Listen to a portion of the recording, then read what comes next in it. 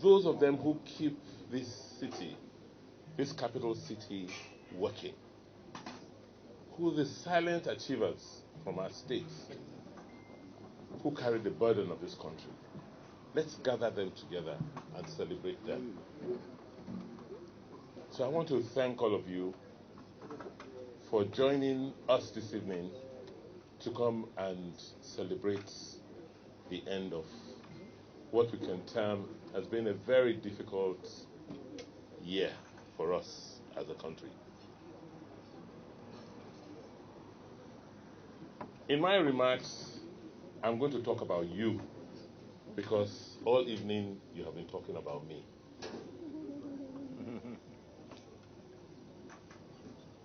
Just listening to the MC and his very incisive and deep commentaries and relaying the facts about who we are, what makes us different, what makes us tick, you just come to the realization that we are a very unique people in this sub-region of our continent.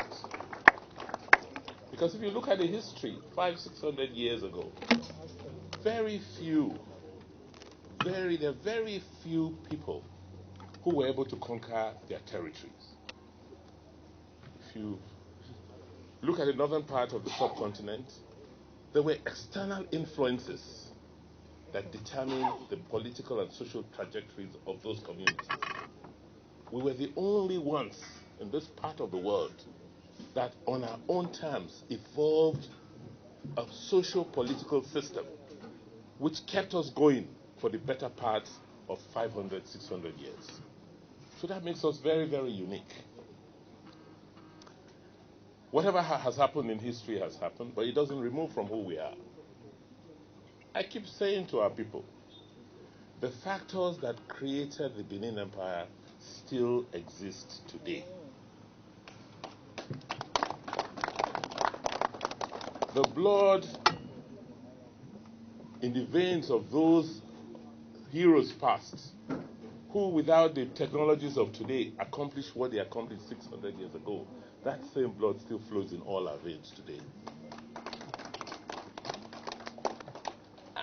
And it was as a result of just certain fundamental human values which were extolled. That was what built us to what we are. So if we can today go back to those same values, we'll accomplish more than our ancestors did. So having been privileged with a very unique opportunity of becoming governor, here is somebody who never contested class elections or won class elections. And his first election was that to be governor, and he won and became governor. It was clear that God wanted something different. He did not want the old order. If he wanted things to continue the way they used to be, he would have brought somebody who understood and knew how it used to be. He wanted something totally different. And that is what I represent.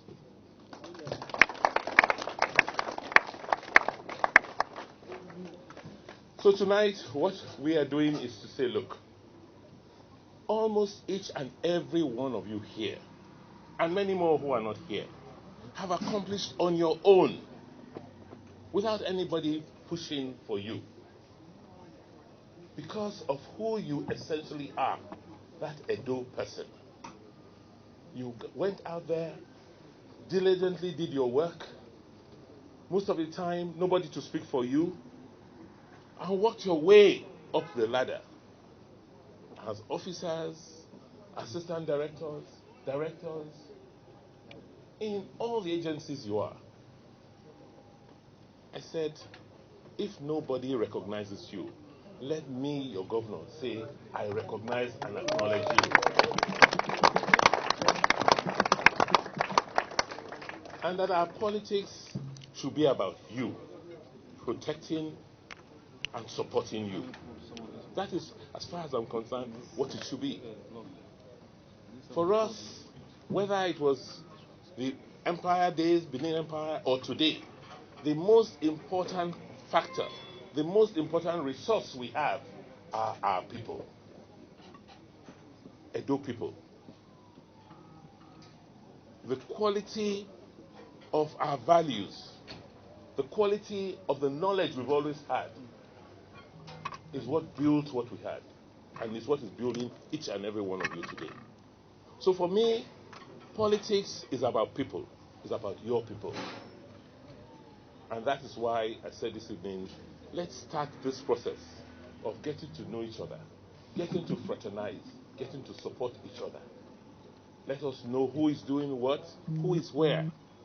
And then I will also come and explain and tell you what we need to do to give others at home the kind of opportunities you've got or you had to become who you are today.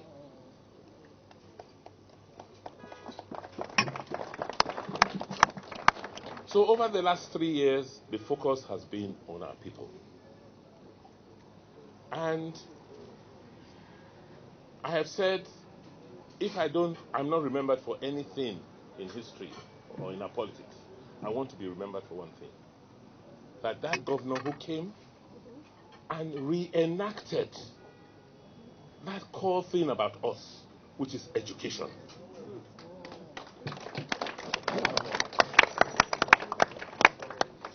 Because if all of us here didn't have the privilege and benefits of having sound basic education, if we were not taught to spell properly, do our sums well at an early age, we would not have been who we are today. So if we had that privilege that has made us who we are today, don't we think we owe it to the millions of younger ones today to impart the same on them?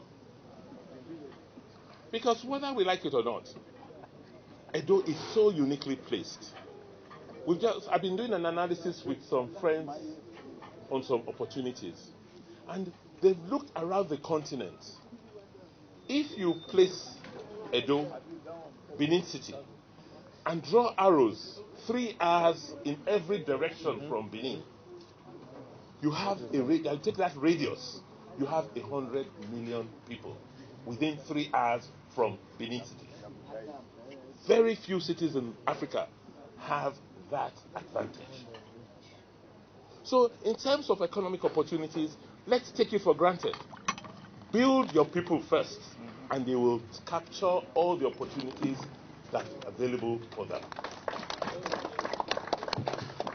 I see it in Edo, and they say in 3 years, we can see. We haven't done anything yet. We haven't done anything yet. Because the opportunities we see are just enormous. And for us, it's to say, look, if we can exploit the opportunities we have as Edo, it will serve as a light for the rest of the country. Is it education? In less than 2 years, Esoha is here. Esoha worked with DFID. We met 2.5, 3 years ago, and we said, listen, let's change education. And she put together a team, mostly of Edo women. And that's what has driven education reform in Edo today. That like about 300,000 children in Edo today have moved from schooling to learning. From my office, I can tell today whether a teacher is in class or not. I can tell whether a teacher completed his or her lesson notes for that day. And children are now learning. Because the world we're preparing them for is a knowledge world. And as far as I'm concerned, those should be the priorities. Yes. But what we've done, which is even more interesting, is we've used, just working with your people at home. It's not about just computers. It's not about technology. It's about knowledge, information. I have teachers, field officers today, who let me know when a child has not been in school for more than a week, an alert is flagged.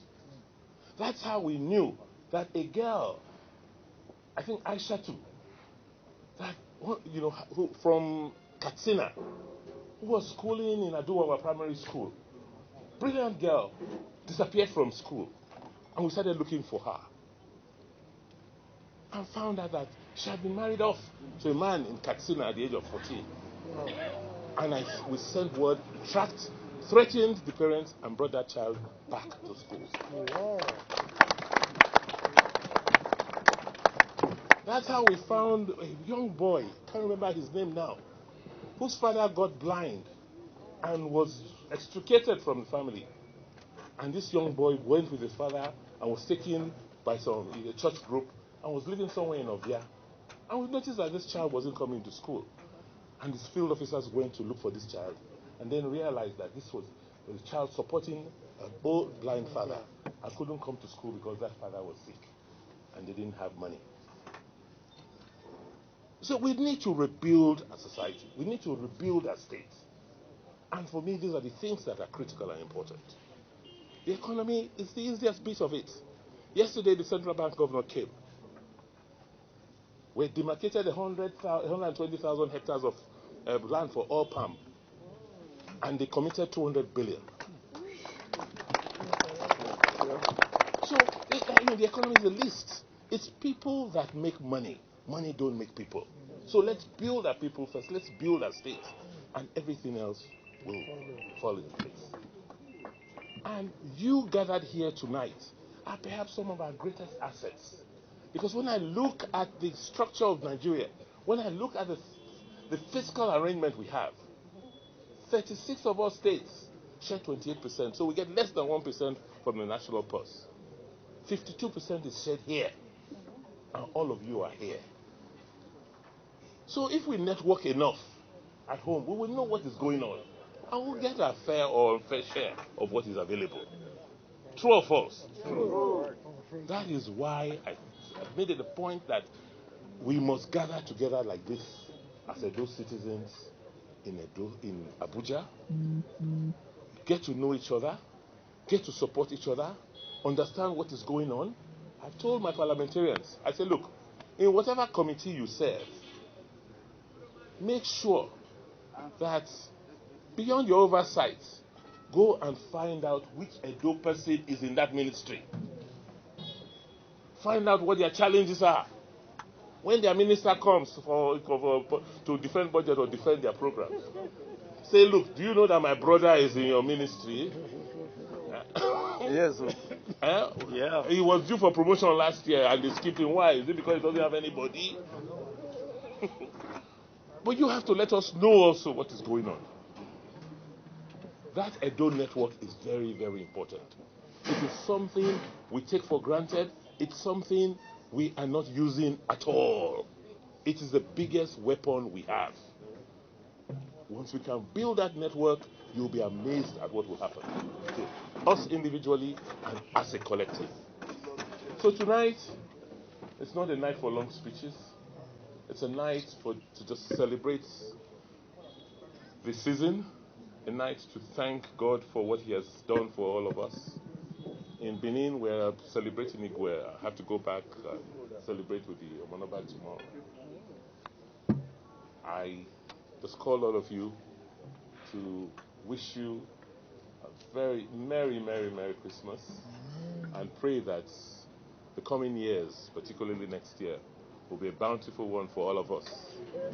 And finally, I want to wish you Merry Christmas.